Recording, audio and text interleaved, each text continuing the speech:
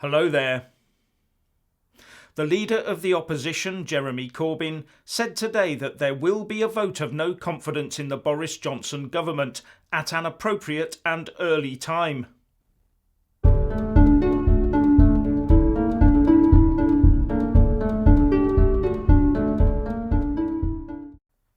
Jeremy Corbyn said today that he and his Labour Party will do all they can to prevent the UK leaving the European Union without a deal. "I'm sorry it's not on," he said. "It's not acceptable. We will do everything we can to block it. There will be a no confidence motion put at a point when we can win it, and a point when we can make sure this government is not allowed to take this country out of the Union with no deal, because of all the dangers there will be to the people of this country." And Labour MP Jack Dromey has told Radio 4 that his party is talking to the Lib Dems as well as what he called forces of light Tories. Dromey said there was a strong cross-party consensus to stop a no-deal Brexit and that they were utterly determined to do so, and he went on to say, "The question is when and what mechanism. But that move will happen. It will happen. Now as to when and the difficulties associated with that remains to be seen, but it will happen." And the Shadow Chancellor, John McDonnell, has also said that it was almost inevitable that a motion of no confidence would be tabled by Labour in September. And McDonnell also said that claims that it was too late to stop a no-deal Brexit are wrong, and that the claim has been challenged by constitutional experts. And he said, "We have the opportunity to put down a no-confidence vote to then ensure that actually we can then install a government that will prevent a no-deal, but there will be other parliamentary mechanisms we can use as well." This sounds very much like Labour wants to avoid the general election route and just wrest control of government away from the Tories. But there are difficulties there, because according to the Institute for Government, it probably requires Boris Johnson to resign before they can attempt to form another government.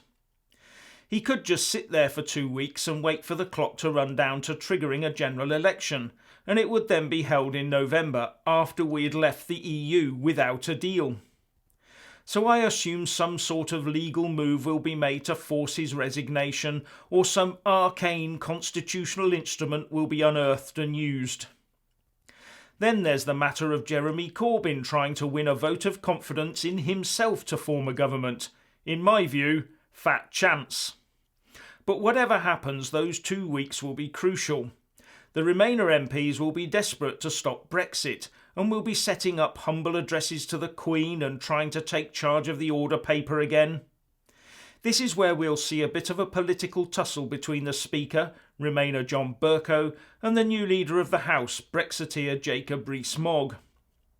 And for his part, Boris Johnson has restated today that he will not be calling a general election, because we had the 2015 election, the 2016 referendum, the 2017 general election, and the people just want the government to deliver on Brexit. "The last thing I want to do is call another election," he said. If that's the case, then the only route to an early general election will be via the vote of no confidence. And if Boris refuses to resign and insists on waiting for the 2-week period allowed to elapse for him to try and regain the confidence of the House, then any general election we have will be held after we've left the EU.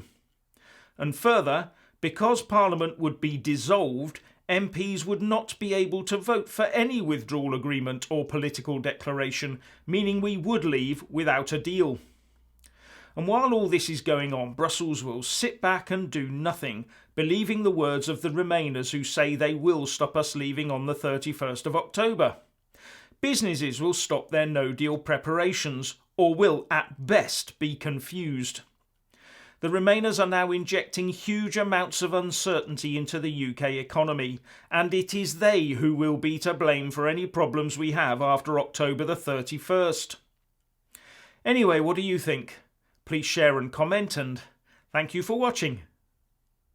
Please do like and share this video, and also subscribe to my channel.